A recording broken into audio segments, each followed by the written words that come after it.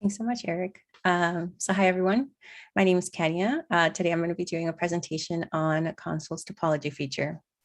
So just a little intro about me. My name is Kenia Valladarez. I'm a UI engineer for the Consul team, and I worked on the service mesh visualization for topology. So about this feature. This feature was released in version 1.9, which happened last year, November 2020. And recently we have done some transparent proxy updates. The latest one has been the one in version 1.10, which happened in June 2021. Both these releases were great success for our team, and we're very proud of the work we've accomplished so far. So now the why as to topology. So our user research began with the request from our users to have observability within their service mesh. The lack of observability was creating configuration, troubleshooting, and adoption problems.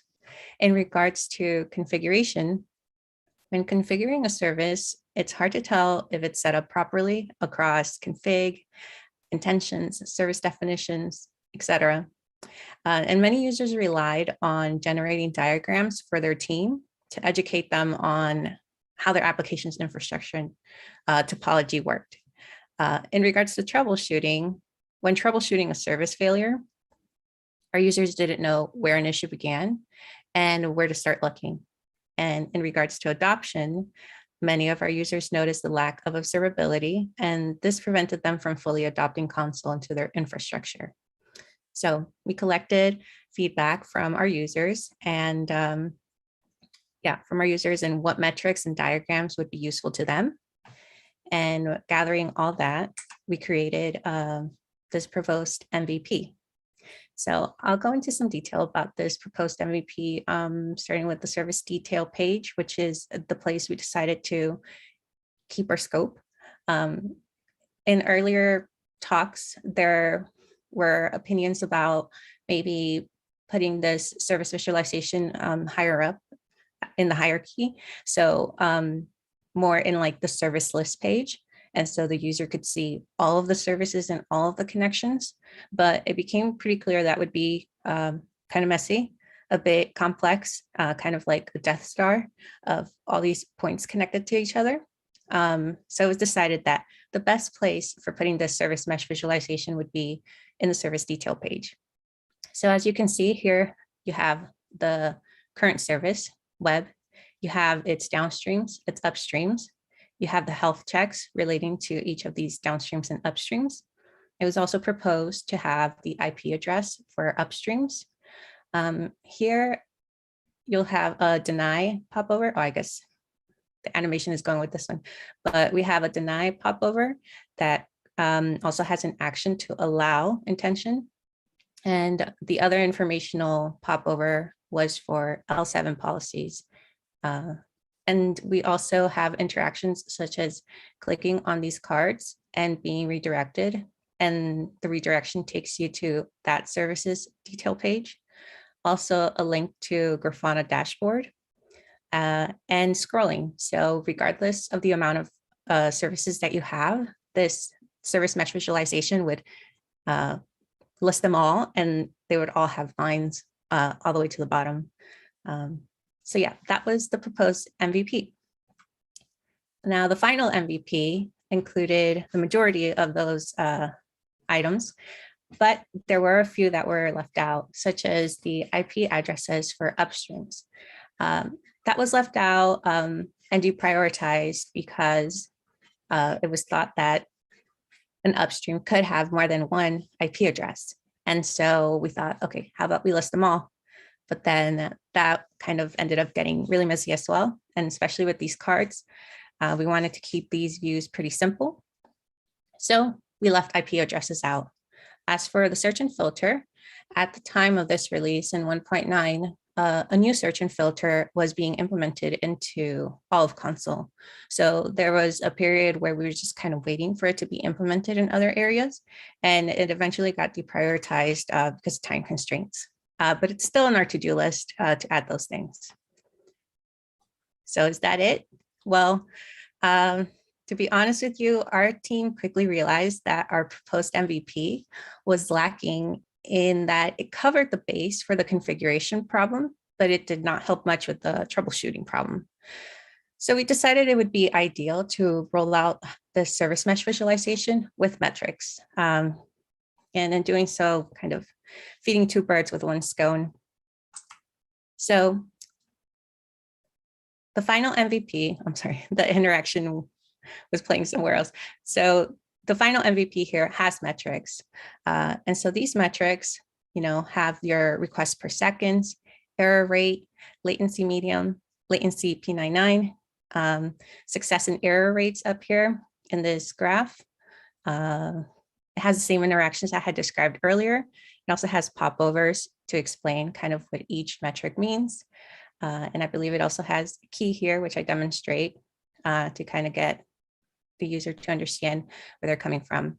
And it also has a link to configure metrics dashboard, which just takes you to the documentation. And as you can see, the allow actions and the L7 popover. And that was the final MVP. Now, with our metrics implementation, we did also change our wording. Before we were using configure Grafana dashboard. But once we created the metrics provider endpoint, we realized that we wanted to support not just one provider, but any provider the user would like to use. And so we stopped using Grafana, Prometheus. We just kind of generalized our terminology here. And so now we say configure metrics dashboard. Now the how, as to how we did all this. Well, in the back end, an internal endpoint was created called service topology. I should note that we do have a lot of internal endpoints that support our UI. So the endpoint that was created, the service topology, this one returned all the upstreams and downstream services related to the current service and its respective health checks, and also other metadata, such as the data centers that each of those upstreams and downstreams belong to, and their namespaces. Also, a new API was built just for the metrics. So that's the metrics provider. And this API makes it possible to configure metrics with different providers, as I mentioned earlier. It returns the data to generate the graph and also those stats that I was mentioning earlier, such as the request per second, error rate, all those. In the front end, well, this view was mostly built with new components. It's very similar to the diagrams or the topology, I guess, created in the routing tab. But overall, it was a lot of new components. These were new cards, and these were kind of new popovers as well.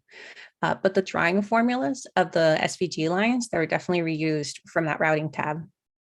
And as you can see from this demonstration, as you resize your page or hide and show the sidebar, those cards are repositioned. And since they're repositioned, the SVG lines are also redrawn. And so, yeah, any change that you make basically to this page, it fires an action to redraw all those SVG lines. That way they can always be in place. And yeah, so more into this, since the SVG lines are also being redrawn, the positioning of the icons on top of the SVG lines are also being repositioned. So it's quite an orchestration here happening. But yeah, there are a lot of click actions here, a lot of unhover actions, and a lot of C indexing layering, which means for those not familiar with like CSS styling, C index layering means kind of layering your components, like that gray card back there goes behind all the white cards. And so, and the SVG lines go on top of the white cards, and the icons, the L7 and the deny, the ones that create the popovers, those are on top of the SVG lines. And so it's kind of everything's layered, but you have to define all those layers in very specific ways. So there was a lot of math and tweaking involved to create this view in the front end side. So an overview of our recent transparent proxy updates. So recently, we released in version 1.10, transparent proxy. Before transparent proxy, we would explicitly set up our upstreams by defining them in the local proxies configurations. Now with transparent proxy, upstream dependencies are defined with intentions. And this can be a bit confusing because some of our users are aware that transparent proxy is a new thing and they're using it, but a lot of them don't know or don't care. And so they will still explicitly set up their upstreams in their configuration files. So that we kind of needed to address, like, how do we support users still using explicit upstreams and users using transparent proxy? There's also the added intentions configurations that users could have.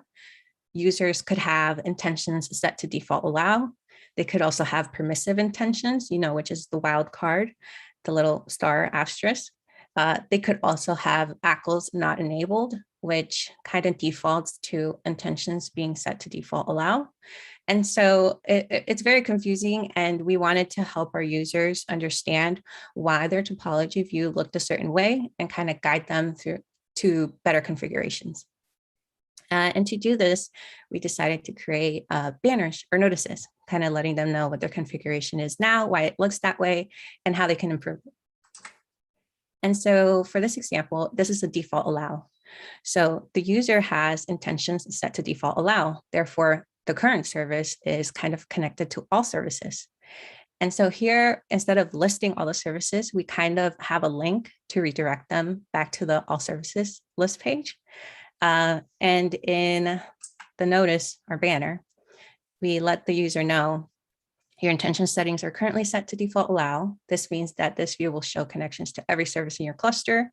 We recommend changing your intention settings to default deny or something specific, or creating specific intentions for upstreams and downstream services. And then we share a link to be able to edit their intentions. So that's a default allow scenario. Permissive intention scenario is very similar.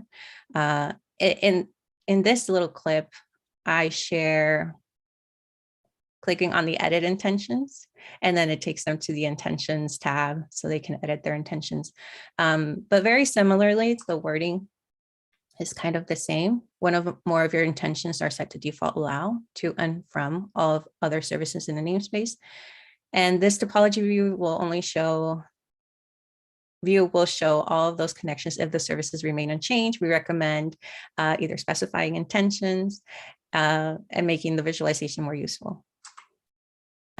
And you could also have a mix of all of them. You could have a user who has permissive intention set up.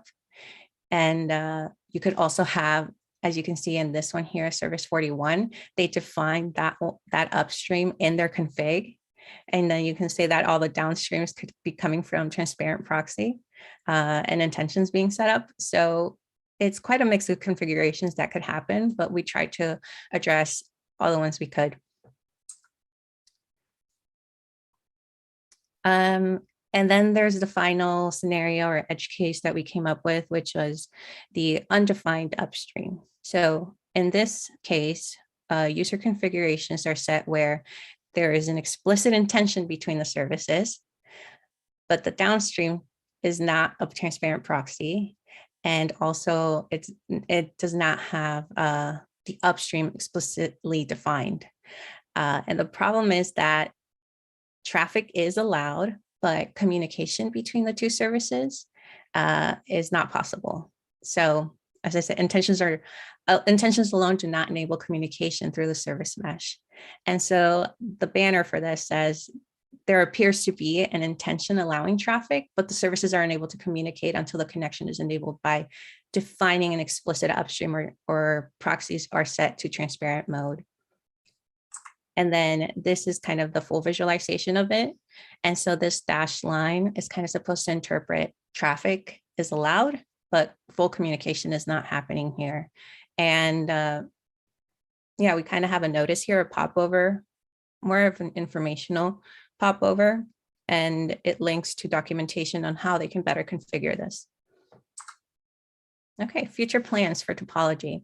Well, we still have quite a lot to do. This is still a relatively new feature, and we're getting feedback on how the metrics are working out, if there are other metrics that would be more useful, color schemes. There's the whole search and filter that still is in our backlog. And so, yeah, there's quite a lot more to iterate on top of this, but you could say that in essence, it won't change much in the future. We will just be getting feedback and seeing how we can improve what we have now. And I wanted to thank my team, my Consul core team, for all the help. Hannah Harth, Jasmine Wright, who did a lot of research and the designs, Paul Banks, who worked on the metrics provider integration, Freddie Vallania, who worked on the internal topology endpoint and the transparent proxy updates, and John Cowan, who worked on the intentions actions. Thank you, team, and thank you, everybody. That's really awesome. Like, oh, let me switch scenes and let me turn Blake back on as well. There we go. So yeah, like some of the changes that you've shown, like for instance, when you have two services talking to each other and you forget to add an intention, where it pops up and you can just click the add intention button. I've been using that a lot to like get things running really quickly, and it's been amazing for that. And oh, that's great. The way the UI helps you now, as if you look back a bit, it was more informational, and now it's actually guiding you and showing you things and how to do things. I think it's really amazing what you've done as a team. Thank you. Great to hear that. Let's see. Do we have any questions from chat? Maybe. So there's some people in chat that are happy with all these changes, like Shantanu. So that's great to see as well. He also would like color themes, very much so. And for anybody that has missed the introduction, since some of my routing due to Windows 11 update was broken, let me again introduce Kenia, one of the Consul engineers, and Blake, Consul PM.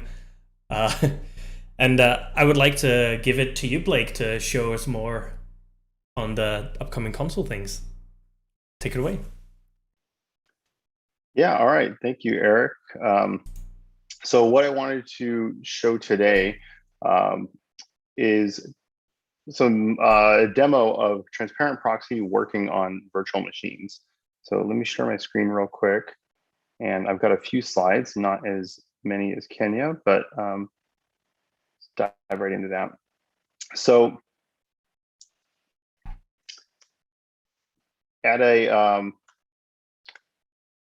very high level, when we announced transparent or support for Consul 1.10, one of the big headline features for that was transparent proxying, which allows you to deploy applications into a service mesh without any modification. And the way that it does this is that now in 1.10, traffic is automatically redirected to the Envoy proxy using IP tables rules that are installed within that network namespace by Consul. So on Kubernetes, if you're just deploying an app, you don't need to reconfigure it to talk to any local ports or things. You just deploy the app. That traffic gets routed to Envoy and then to available upstreams within the service mesh. So this is a really big, exciting feature. It's been something that the community have been asking us for quite some time. So we were really excited to work on this and add this into Consul 1.10. But when this came out, very noticeably, a lot of the instructions for it were for setting it up on Kubernetes. This was something that we knew would work on virtual machines, but we didn't really provide a prescriptive way to set it up on VMs for a number of reasons. Primarily because at a high level, when you're operating in something like Kubernetes, Kubernetes is an orchestrator. It provides a very well-defined way to deploy applications and to configure them within that environment.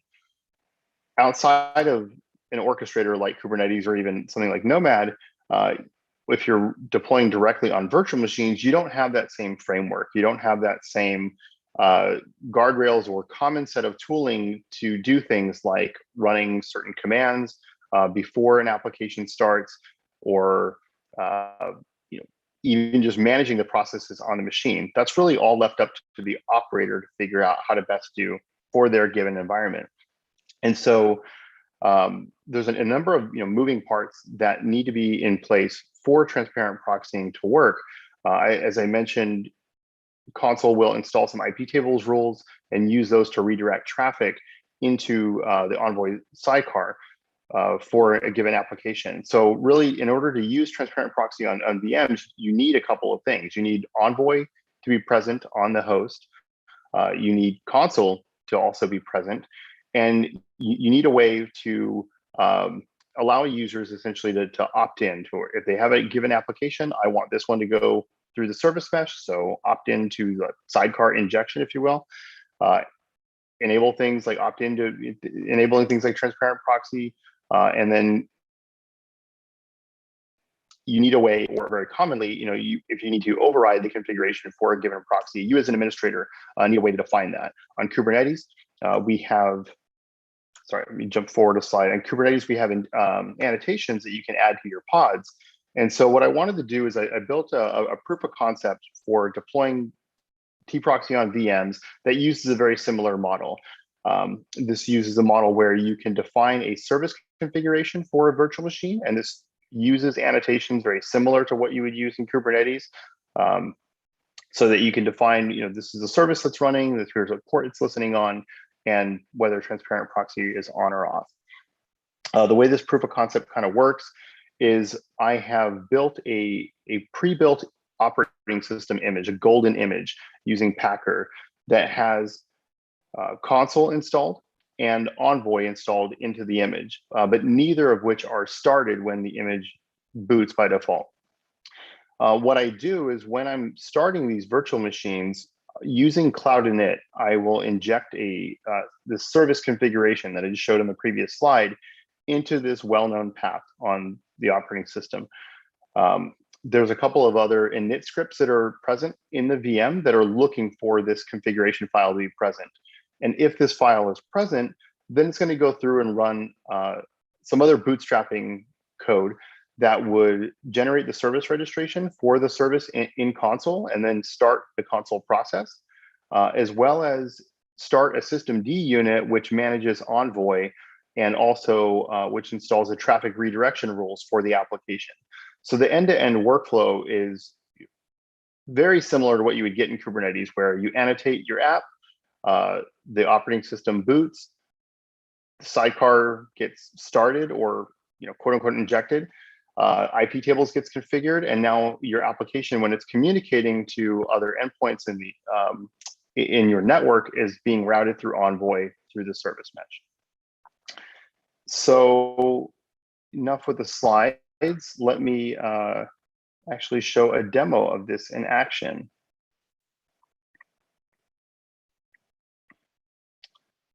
So what I have here, and let me make this a little bit larger. Give me 1 second, excuse me. Oh, I think my screen sharing is paused. I need to reshare.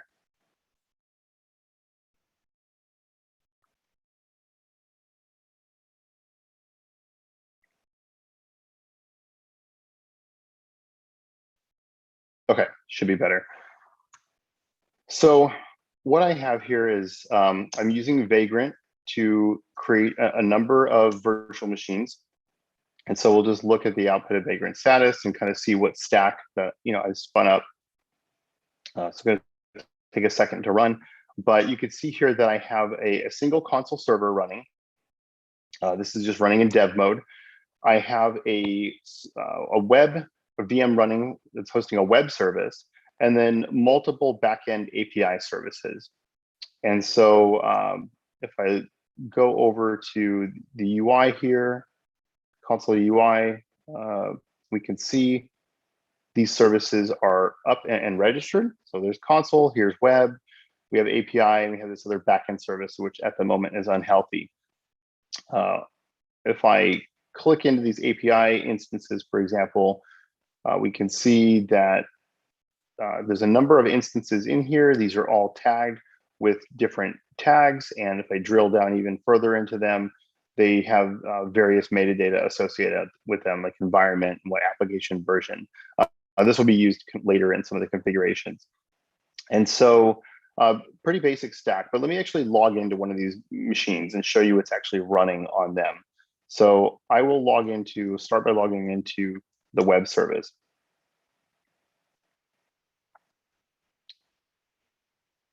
And as I mentioned, on this VM, we have, grab Consul. You can see that we have Consul running. If I run Consul members, I'll see the output of some of the other machines in the cluster. We also have Envoy running on this machine. We can see that here. And this machine, as I mentioned, when it started up, there's a couple of scripts that will configure this in order to host this given web or whatever service that it's running. So let's go take a look real quick at some of that configuration. So I mentioned this file gets put under SRV console. Here's a service config that I injected into this VM. So again, it's using the annotations that are pretty familiar, should be familiar to you if you've deployed Consul on Kubernetes. I'm just specifying the service name that I want transparent proxy to be enabled for this VM. And then for this particular one, I want to exclude a couple ports. One is SSH, so I can log in using Vagrant SSH. And then I also want to expose the web service on port 9090. And again, I apply a few tags to this as well that will get set on the service registration. So if I take a look at now that service registration, that gets rendered into the service registration.json. This is what actually was registered for Consul. So we see this, so I have the sidecar service stanza specifying this mode is transparent. I have that service name, those tags, and then environment all associated with it. I'm not declaring any upstreams here because this is all now handled transparently by Envoy. And so any traffic that's leaving this application gets redirected into Envoy using IP tables rules. So let's take a look at those. Well, these are installed into the NAT table, and I'll just print all those rules that are in there. And we can see now there's a number of different chains that have been created, number of different routing rules. Basically, this will exempt some of those inbound ports that I exempted, and basically everything else gets passed over to Envoy for that traffic redirection. So if I was to say curl an upstream service, let me go over to the UI. It's maybe a little bit easier to look at. So what I've got is I've got this web service running and it's showing as unhealthy. Let's see why that is.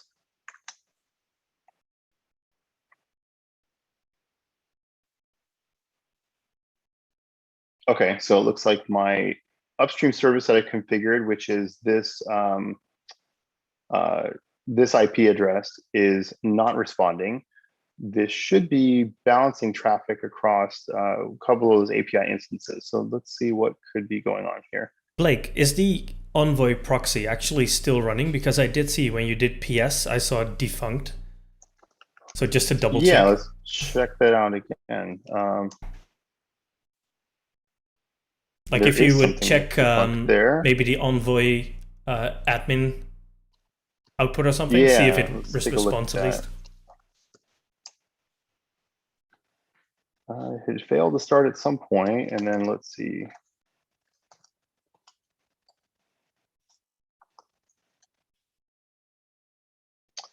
Oh, so you know what? It's listening locally, but it does not have the upstream. It doesn't have an intention, or there's no intention created. There's no outbound listener. Let me see if I can just create an intention and resolve that. So.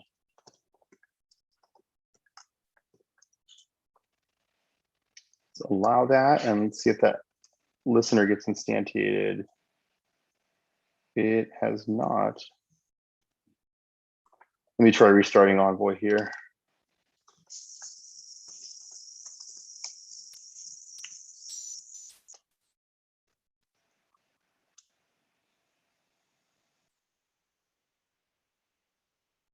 So I was just playing around with some of these configurations prior to this, trying to bring it up, and it's possible I broke something. Yeah, this should have a local outbound listener that's listening for that communication, or basically handling that traffic that gets redirected outward from Envoy to those given upstreams. And that doesn't look like that is getting instantiated for some reason. Let me see if I can look at these Envoy configs again and see what is going on. Oh, so we can actually see error adding listener, multiple chains overlapping. That would be because I tried to do something last minute that I probably broke. Let me just log into this API 3 service. This is the one that I was working with. And let me just deregister that from Consul. That's probably what's causing the problem here.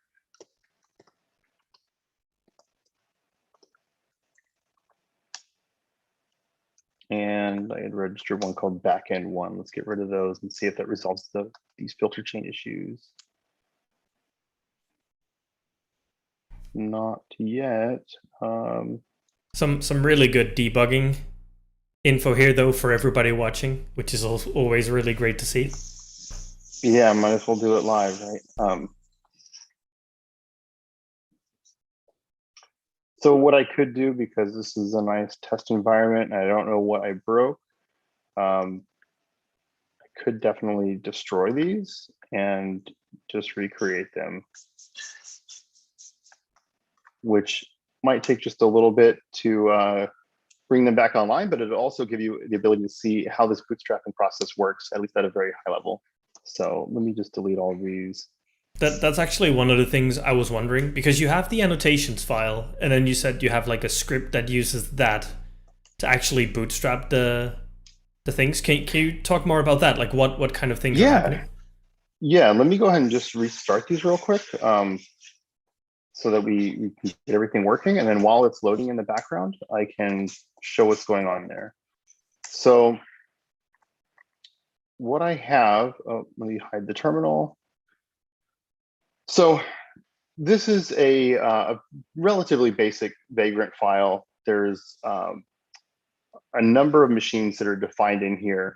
And so, and a couple of variables that I have for basically passing configuration to these VMs. But basically what I have is I have a server here. Here we go. This is my Consul server. I provide it with an IP address, a static IP, I forward some ports to it so I can access the Consul UI.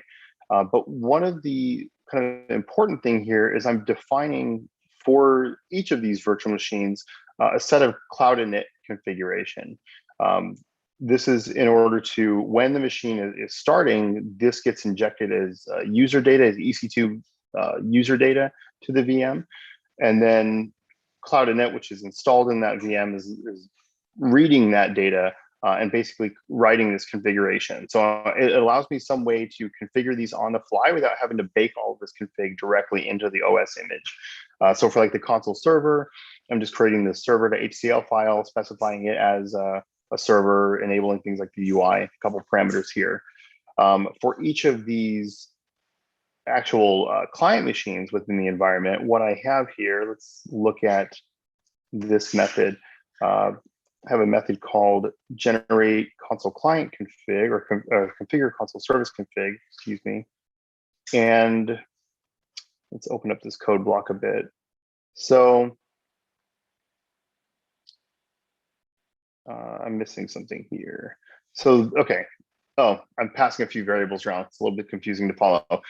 This is basically what is writing that service config file, and it's going to write whatever I pass in here as this JSON config. So let me go actually back and look at one of those. So for a given machine, here's a service config, for example, for the web service. So I've got that name, I'm just passing in the host name. Here's again, those annotations that I provided, those ports that I want to exempt. But all of that ultimately gets merged. These various Cloud Init snippets get merged into one Cloud Init document that the VM reads and kind of sequentially goes through and writes out these files. And so if let me go back to that function that I had earlier.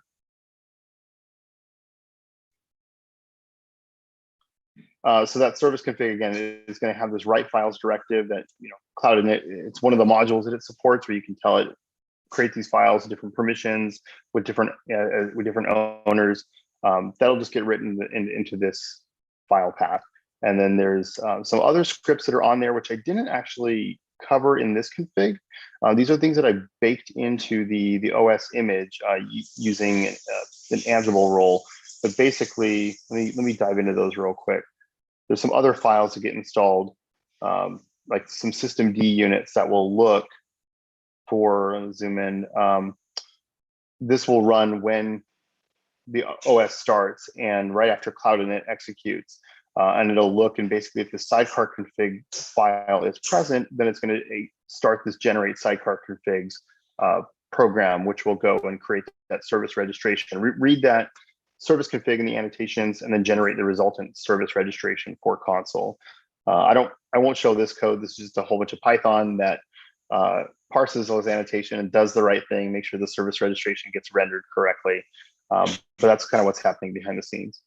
So a question about that step, right? Because it renders the service file that we saw with like transparent proxy enabled. Mm-hmm. The adding of the IP table rules, does Consul then take care of that for us? Or do we also need to write those rules ourselves?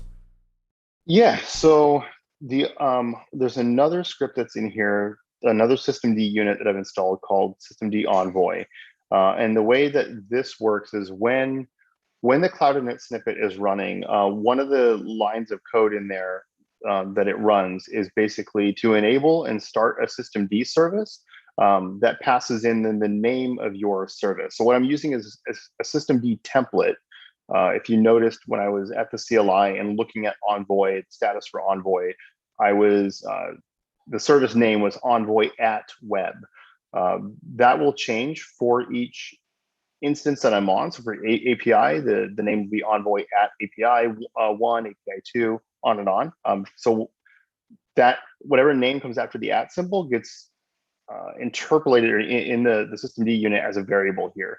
So I have this generic Envoy service, and when you start it, what it'll do is it'll run this redirect traffic command that I've installed, and it's just a bash script that's a wrapper around the native Consul redirect traffic command, which is installing IP tables. This adds does a couple of other nice things, like making sure that the Envoy user ID, whatever that might be, is exempted from the traffic redirection, exempting Consul communication from traffic redirection, and also allowing you to pass in a few debug flags and other things to the Envoy process. So that all happens in that script. But that basically, when Envoy started, we'll redirect the traffic and then actually start Envoy. And then when systemd stops the Envoy process, it runs a separate script after Envoy stopped, to clean up the IP tables rules, so you don't have a mess of rules still left in the namespace. Okay, very nice. Yeah, I think this is a nice overview of what like people would have to do in their own setups, right, to replicate something like this. Yeah, absolutely. I think this is why it's so it was kind of difficult, and why we didn't come out with docs for setting this up on VMs when we released transparent proxies, because this is one way of doing this. This may not be the way that you want to configure Envoy or Consul in your own environment. So I came up explicit with an opinionated POC for how to set this up, but there's many different ways to do it. Really, as long as those prerequisites are met, the Envoy's installed, Consul's running, and the rules are started at some point, then it's really that will allow you to route that traffic through the mesh. So let me take a look now over at this application stack. I'm hoping that I have everything working. I do. Great. So vagrant, destroy, and recreate, solve my problems. So just to kind of talk through a little bit what we have here is, again, I've got these different API services.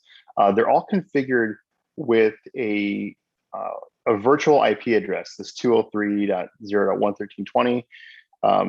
This IP is used by Consul in order to load balance traffic across the different API instances. So this is very similar to like what you would have in Kubernetes. You'd have a cluster IP that your services communicate to, And then behind that cluster IP, there's different endpoints that are actually available that have their own unique IPs that traffic gets balanced across. In order to have that same experience with T-Proxy on VMs, we need to allocate our own cluster IP or virtual IP. So this IP address is defined in the service registrations for each of these VM services. Let me load up the terminal and I can show that. Let's see here. If I log into one of these API services and just look at the Consul service registration,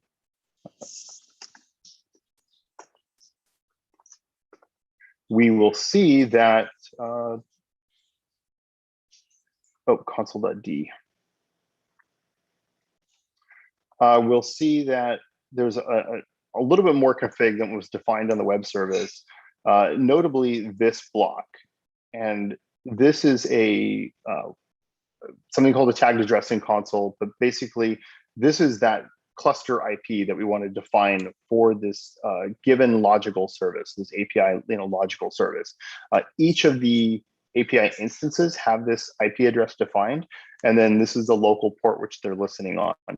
And what this does, this allows Consul basically to have the downstream service, the web service, to have a fixed IP that it communicates with. And then again, when Consul sees any connections going to this IP address, it'll balance them across the available instances of the API service. There's a couple other tags and things defined. Again, the service name and the environment, a couple other things that were just attached to that metadata and the service config for that VM. But if I go back over here to Firefox and keep reloading this page, we'll see that traffic is being balanced across these different services. So load balancing is working. Now, so we had an error there, and let me go see if I can see one again or get one again. These services are configured to periodically drop connections. So these errors are expected. But why I wanted to add this and show this is so that you can see that, errors obviously happen within microservice environments, and a service mesh provides a way to route around those errors or to mitigate, these challenges when you're getting these upstream, say 500 errors. One of the ways that you can do that is within Consul is using a service router. And let's take a look at this. Actually, here we go. Let's take a look at this config entry. So I've got what I can do is create a very basic service router config entry for the API service that will, just match on the /path. And for any 500 codes that I might get back from a backend, I've configured this to retry the request. And so let me actually increment this. I'll tell Consul to retry or Envoy to retry the request upwards of 2 times before actually failing. And so if I go back now to the CLI, I can do Consul config write and handle retries.htl. And so now if I go back to the UI and retry these queries, assuming that config entry took effect, what I should see is after a number of clicks is I really should not be seeing any errors at all. If there are errors encountered, Envoy should be transparently retrying these requests for us or routing us to a healthy and available instance. And I keep clicking and I'm not getting any errors. So I think that service router is working. I just wanted to show that so that you can see that even with transparent proxy on VMs, you're still able to utilize the L7 routing features of Consul, basically everything that you would in Kubernetes on virtual machines. So you have feature parity from that perspective. There's really nothing you're losing after you go through that process of bootstrapping and setting up this environment. I think I also have a separate configuration here for path-based routing. So I can show that real quick. And this is, again, very basic. This is just a different service router that would be configured to route different paths like V1 to the service backend with the service subset V1, V2 to V2, on and on. And so if I apply this configuration, This was path routing to HCL. Now, if I go back over to the UI and I append v1 to my request, okay, now we're getting some 503 errors again. Did you have the service resolver written as well? I think to create the two I do have a subsets? service resolver created. Let's see. Should be there. So I'm matching on native version. I have v1 and v2 created. I did not create v3. Let me add that in here.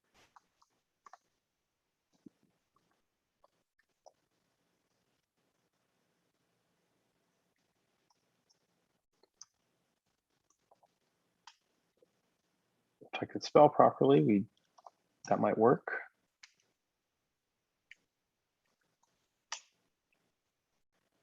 What I also, let me look at that service router because I did make some last minute changes to that, and I probably actually have something in there that's invalid. What I added was this other backend service. Let me remove this altogether and just have these. So I'll rewrite that and see if this fixes my problem.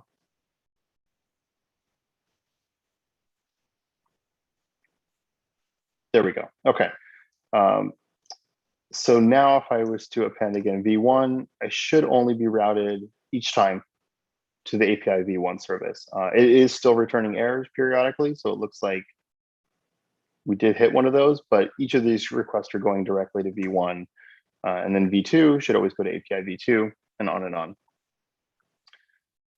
So that's basically it for the demo. Again, I just wanted to kind of show the process of what you would need to do to get transparent proxy working on virtual machines, and then once the different configuration and things are defined, how all the different routing features work or continue to work the same as they would in Kubernetes, but on virtual machines.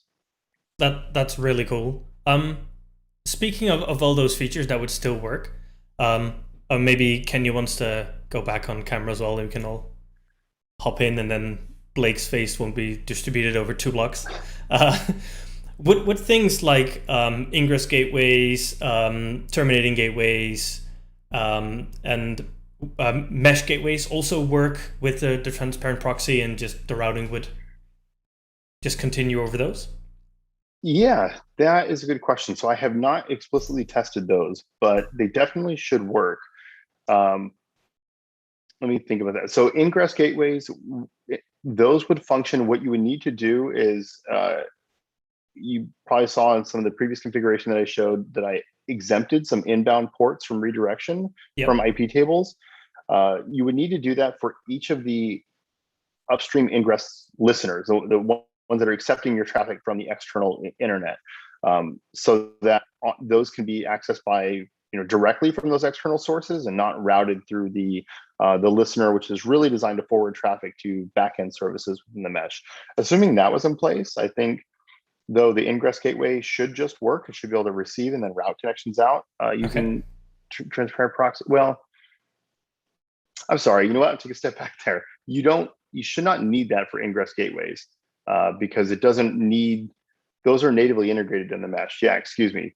Those will just work. You don't need IP tables rules installed for those. They will be able to reach any destination, which might be using transparent proxy on the back end, but they themselves don't need the IP tables rules. And that would be the same thing for terminating gateways and mesh gateways as well. Okay, so if I want to reach some, let's say, API from web, and it's in a different data center, because everything is still connected to the mesh, everything would still route as normal, and the mesh would just take care of that. I see. Yeah, so in that scenario, there's 2 ways that you can enable that connectivity. One, so to be very clear, we don't explicitly support a way at the moment in the current version of Consul to address services in remote data centers, to directly address them.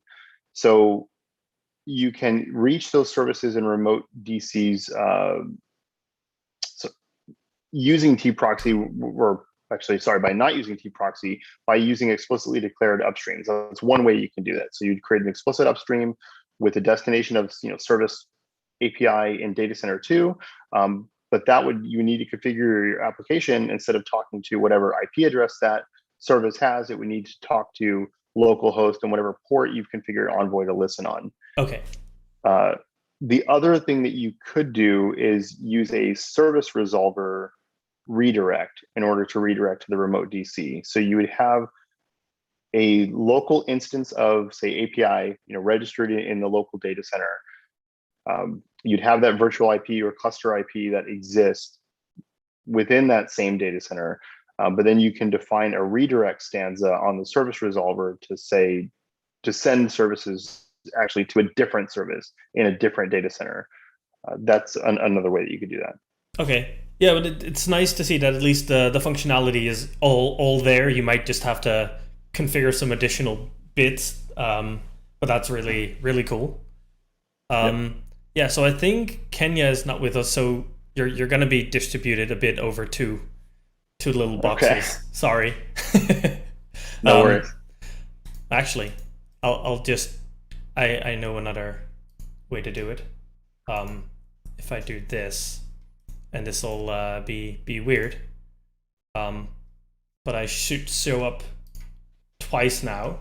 Oh, never mind. It's not working. You're going to be distributed. Sorry. But yeah, thank you. That was a really awesome demo and really nice look behind the scenes as well. Like, okay, let's say something does go wrong with your services, how to debug it. I always love seeing that, and I think the users as well, because that's a big part of our work, is dealing with things that don't always perfectly work. And yeah, restarting everything always works. So yeah, thank you. If there's any more questions, feel free to keep posting those in chat. We'll hang around for a little bit and answer those. And yeah, thank you again, Blake and Kenia. And thanks everyone for joining in. Hope to see you all later. Bye.